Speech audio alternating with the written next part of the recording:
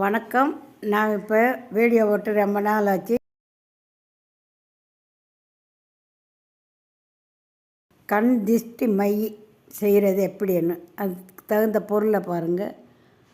5 ஏலக்காய், ஜாதி பத்திரி, புனுகு, பச்சை கற்பூரம், நயமான நெய், இந்த 5 பொருளை வச்சு மை எப்படி தயாரிக்கிறதுன்னு பாருங்கள்.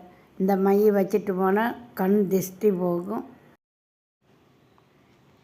இந்த மை சின்னவங்கலேருந்து பெரியவங்களுக்கு வைக்கலாம். எந்த வீட்டுக்கு போனாலும் வச்சுட்டு போகலாம்.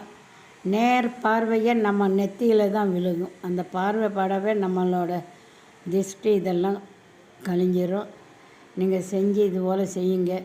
நீங்கள் சாமி ஊர்வலத்துக்கு வர்ற சாமியெல்லாம் பாருங்கள். சாமி அம்மா கருப்பு மை இல்லாமல் வெளியே கொண்டு வர மாட்டாங்க. இந்த மாதிரி செஞ்சு பாருங்கள். வணக்கம்.